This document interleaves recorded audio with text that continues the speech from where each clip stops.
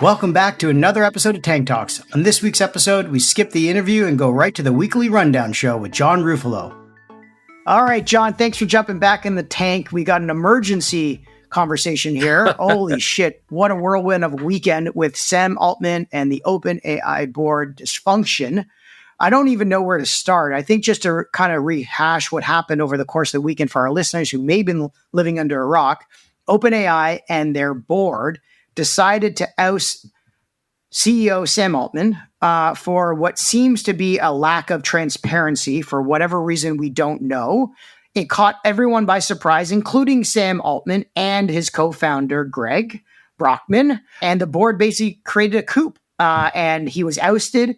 Brockman was removed as the chairman, but remained at the company until he obviously resigned very shortly afterwards. There was a ton of confusion that happened amongst the existing investors in OpenAI, including Microsoft and Satya Nadella, including, the new investors that were going to be joining the newest $85 billion, $90 billion round, Thrive Capital, Tiger Global. This brought out the who's who of entire Silicon Valley, as well as CEOs like Brian Chesky and CEO of Coinbase, Brian Armstrong, both coming to Sam's aid. Maybe you can tell us what you think fucking happened here, because it's crazy. We're recording this on Monday afternoon, so we know that he's no longer the CEO and will not be reinstated after everyone tried to bring him back. So what do you think is going on and what the hell happened? Well, in short, I don't have a bloody clue.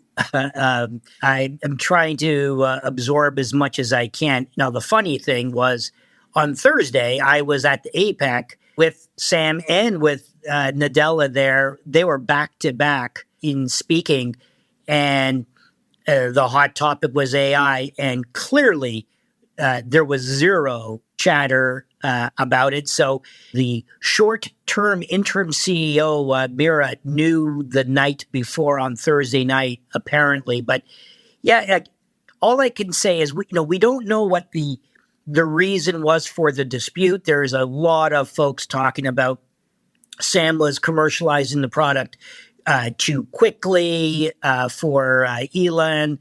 Perhaps the next version of ChatGPT gave them the scare of AGI. I'm hearing whole sorts of things. So who knows? And who knows if we'll ever know the truth. But one thing we do know, this is an egregious, poor example of governance. This might be the fastest vaporization of $80 or $90 billion that we're ever going to see. Disagreements, for those of you who are involved with boards, disagreements between the board and management happens 100% of the time. And some of them are pretty serious, but you don't do this. You don't do these things behind the back. You don't surprise the CEO. You don't have these cockamamie votes that somehow recuses even the chair of the board, where I don't even know why Greg was conflicted. Like, I had so many governance questions, but at the end of the day, it was handled extremely poorly. I don't know if you saw it. Kara Swisher had sent out that list of, I think it was 505 employees out of 700 that actually demanded the board's firing, including Elon signed it himself.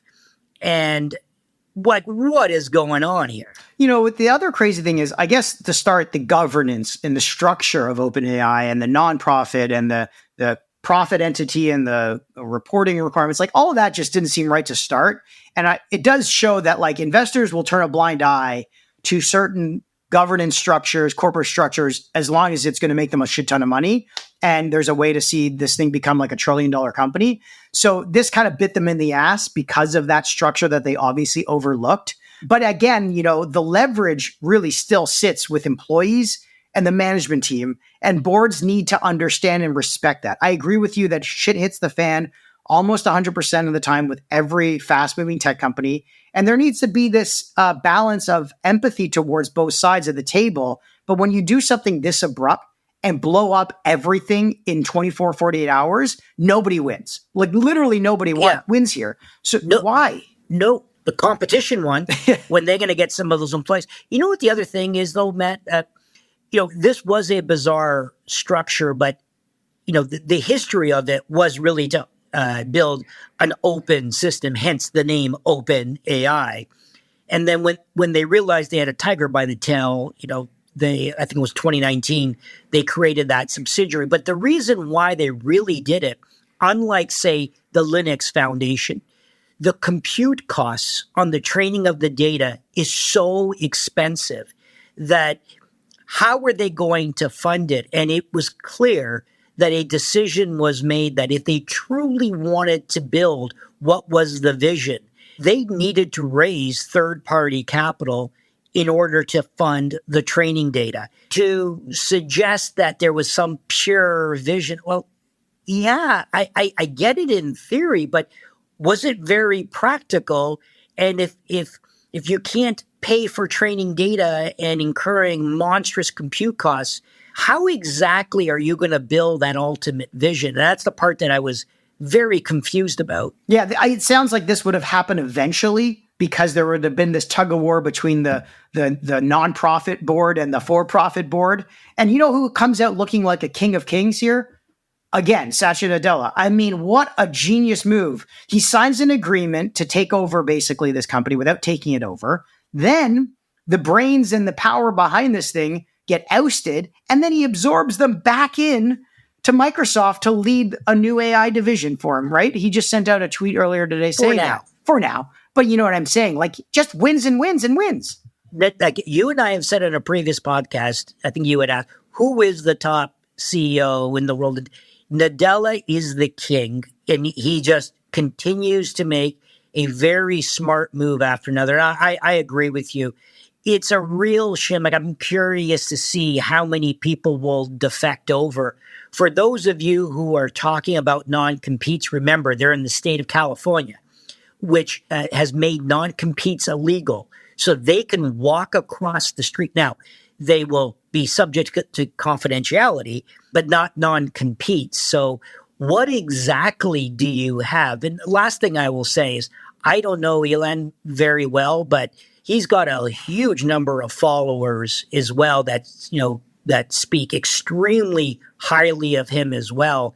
So I don't know if you've seen some of his recent tweets, but his comments where he was deeply regretting, what happened.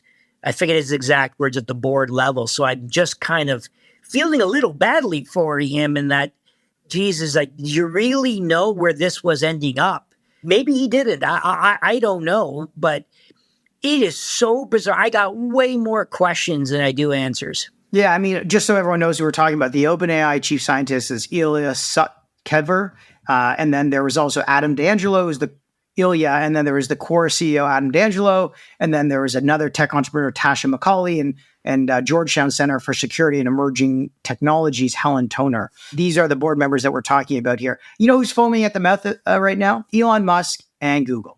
That's who's foaming at the mouth right now because they just saw their largest competitor basically get gutted. Now they're going to take some time to get spun up as something else, but all that manpower is now kind of on the free market, if you will.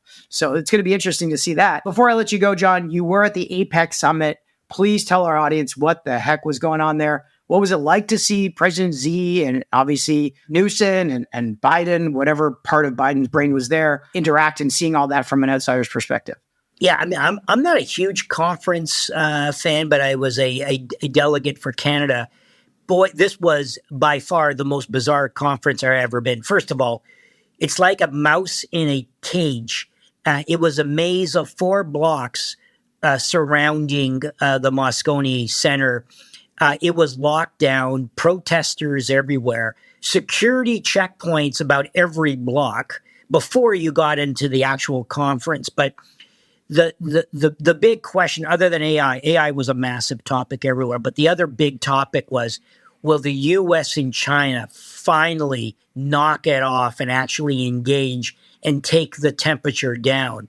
So they did accomplish a couple of things, particularly around the military communications, but it was clear by Thursday, the day after the meeting, the mood in the conference was far more relaxed than it was on Wednesday. And there was this big sigh of relief. Yeah, we haven't solved a lot of the issues, but damn, at least they're talking. So lots more to hear from that. But man, oh man, was it bizarre. Yeah, it definitely seemed very bizarre with seeing all the pictures online with all the gates up and everything pushed up and cleaned up. Obviously makes you question whether or not they actually care, politicians, to make things work as a city rather than just for a conference. But, we'll have to save that for another episode. Thanks for jumping in the tank today, John. I appreciate it. All right. Thanks, Matt. Hey, everyone. Thanks for tuning in to another episode of Tank Talks. We hope you found today's conversation as insightful as we did.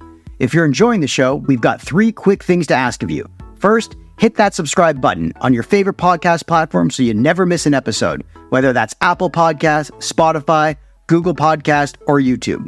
Next, follow us and stay up to date on upcoming episodes and behind-the-scenes content on social media with Twitter, LinkedIn, and Instagram. And lastly, share the love. If you found value in today's episode, share with a friend or colleague who'd benefit too. Your support helps us bring in more amazing guests and keeps the Tank Talks engine running. That's it for today. Until next time, keep disrupting and innovating.